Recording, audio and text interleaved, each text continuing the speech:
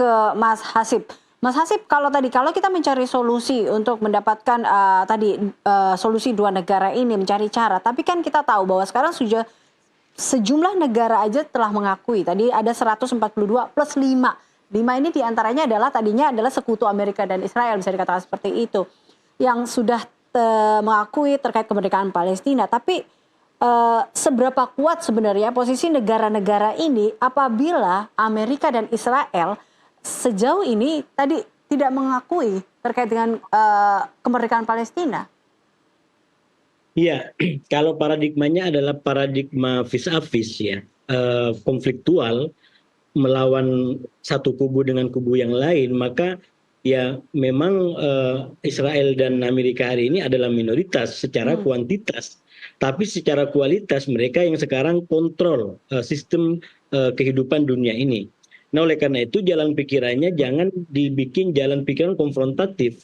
Ini mayoritas bangsa-bangsa sekarang memberikan nuraninya, mencerminkan nurani dunia tentang pentingnya solusi dua negara. Ya. Nah, oleh karena itu pikiran berikutnya adalah bagaimana nurani ini makin utuh, dan ini bisa juga disampaikan katakanlah kepada Donald Trump, kepada Netanyahu.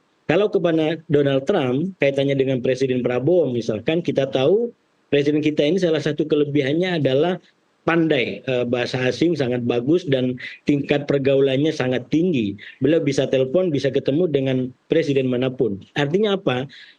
Aspirasi daripada pimpinan dunia ini harus disampaikan oleh presiden kepada Trump, mungkin dalam bahasa-bahasa ekonomi, dalam bahasa-bahasa bisnis, karena beliau orang yang sangat concern dengan bisnis. Bayangkan kalau negara-negara ini kemudian menggunakan kekuatan ekonomi dalam menghadapi Amerika dan Trump. Saya yakin itu juga akan menimbulkan dampak yang tidak ringan. Jadi harus sudah mulai ada terjemahan, orang yang menyampaikan terjemahan daripada semangat ini kepada Presiden Trump, bahwa ini bisa berdampak fatal secara ekonomi. Dan kepada Israel juga bisa disampaikan terutama melalui tadi aspirasi kepada rakyatnya, bahwa yang dilakukan oleh Netanyahu hari ini sangat tidak baik, bukan bagi siapapun, tapi bagi warga Israel itu sendiri. Apalagi kita lihat perkembangannya, Hamas melansir 47 sandera dengan salam perpisahan. Itu artinya apa? Cara yang dilakukan oleh Netanyahu itu kalah di lapangan dan kalah juga di level global. Kalah di lapangan artinya apa? Tidak ada satupun sandera yang bisa dibebaskan dengan cara-cara yang ditempuh oleh Netanyahu selama ini. Di tingkat global justru semakin banyak negara-negara yang mengucilkan Israel. Nah, oleh karena itu kita konsisten dengan pikiran demokrasi, mestinya ini harus dijadikan sebagai pengingat bagi masyarakat di Israel bahwa ini pemerintahannya tidak sedang baik-baik saja. Mereka membawa masa depan bangsa Israel kepada keterkucilan, kepada isolasi dari dunia, dan kepada kehidupan konfliktual. Sementara dunia lain termasuk Mahmud Abbas yang saya sampaikan tadi, beliau menyampaikan bersuara tentang pikiran-pikiran perdamaian. Bahkan semalam Mahmud Abbas menyampaikan komitmen untuk mendirikan Palestina yang tanpa senjata, coba. Ini kan luar biasa. Sebuah pemimpin negara di sampingnya Israel, dia rela untuk menjadikan negaranya tanpa senjata. Dan saya yakin kalau dikaitkan dengan apa yang disampaikan oleh Pak Dubes, ini masih banyak opsi-opsi yang dimiliki oleh fraksi-fraksi di Palestina, karena ya mana mungkin sebuah negara misalkan tanpa senjata. Itu kan, tapi lagi-lagi kita hormati, kita apresiasi idenya, kita apresiasi komprominya, kita apresiasi keberaniannya untuk bisa berdampingan dalam solusi dua negara di antara Israel dengan Palestina.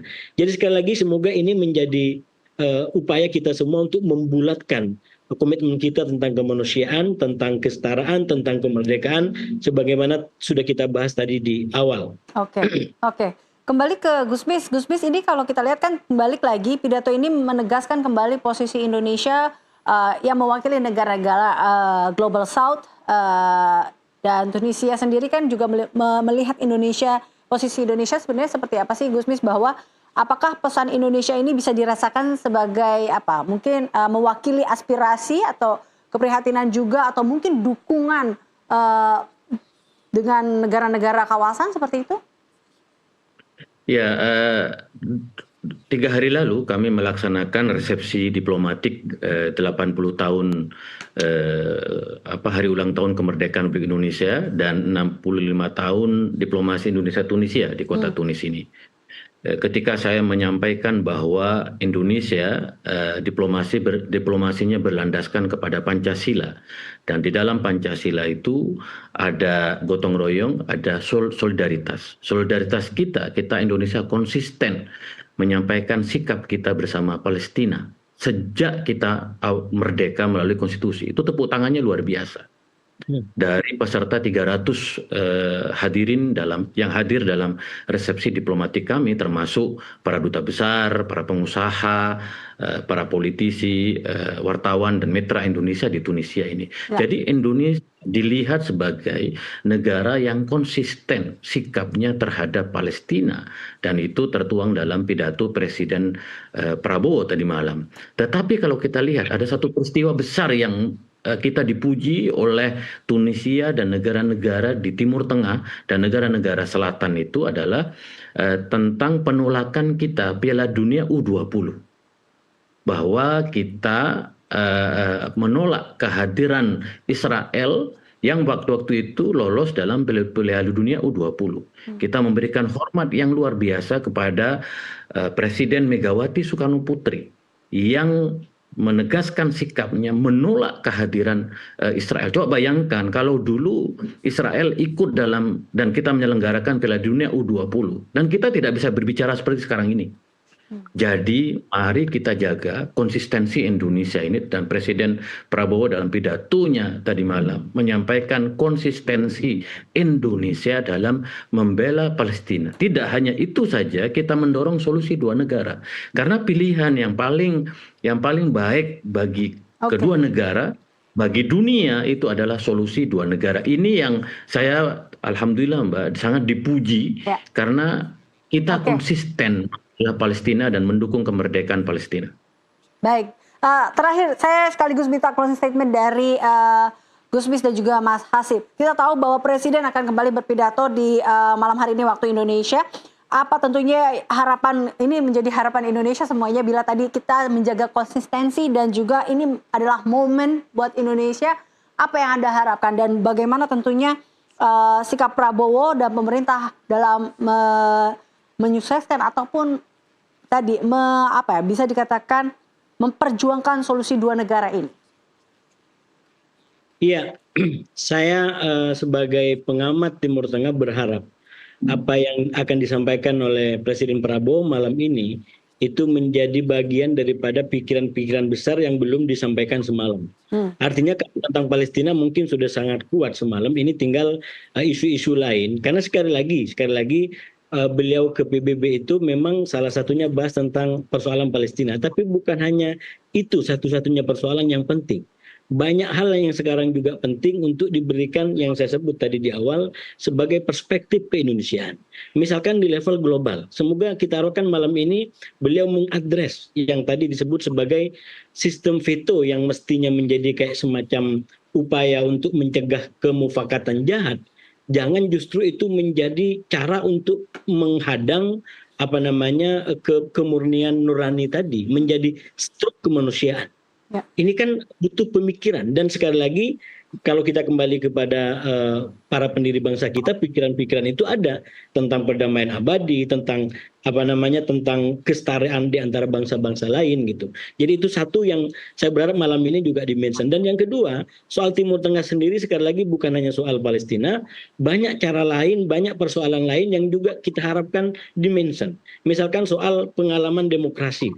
Ini kalau kita mau gali lebih dalam, kenapa Palestina menjadi kayak semacam konflik nggak berakhir di Timur Tengah hari ini, saya menduga itu ada kaitannya juga dengan cara mengorganisasi kekuasaan atau isunya demokrasi. Dan itu sekali lagi di Timur Tengah sampai sekarang, terutama dengan kegagalan Arab Spring pada tahun 2011-2012 itu betul-betul menjadi persoalan yang sangat serius. Dan saya pernah berkunjung ke Tunis, diundang oleh Pak Dubes ini, kita lihat bagaimana awal demokrasi sudah mulai berkembang di Tunisia.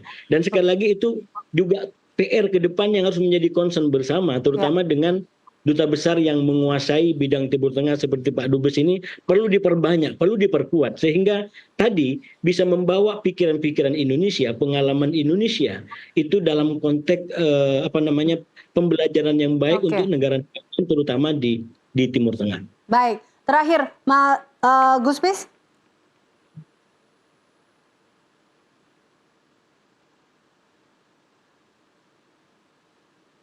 Ya, Gusmis. Jadi apa harapan Anda tentunya dengan pidato Presiden malam hari ini? Ya, Presiden Prabowo akan berpidato nomor 3 ya, setelah Presiden Brazil, Presiden Lula, kemudian Amerika dan Presiden Prabowo. Itu secara diplomatik maknanya sangat luar biasa. Dunia ingin mendengarkan bagaimana sikap Indonesia dalam memotret peristiwa-peristiwa besar yang terjadi di dunia saat ini. Dan tentu saja dalam diplomasi Indonesia, bahwa diplomasi kita, Presiden Prabowo dan Menteri Luar Negeri Bapak Sugiono menuliskan kepada kita bahwa diplomasi Indonesia berlandaskan kepada Pancasila.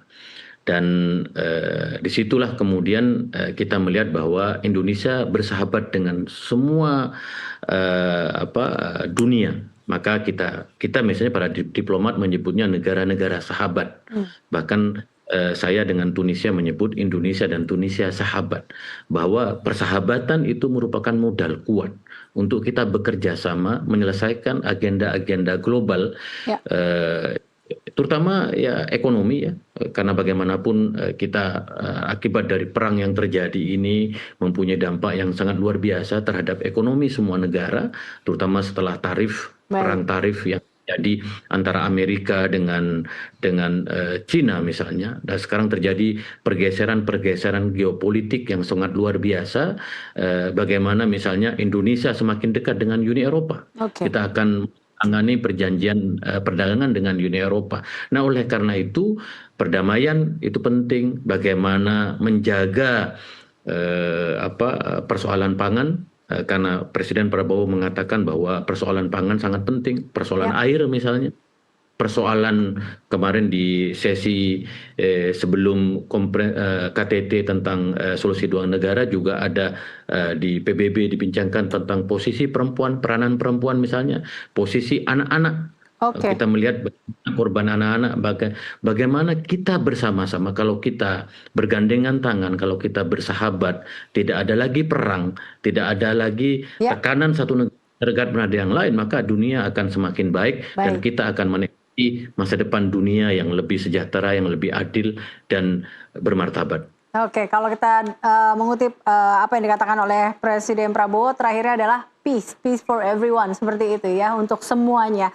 Terima kasih Gusmis, terima kasih Mas Hasip telah bergabung bersama kami dalam NTV Dialog, dan NTV Prime masih akan kembali usai jeda, tetaplah bersama kami.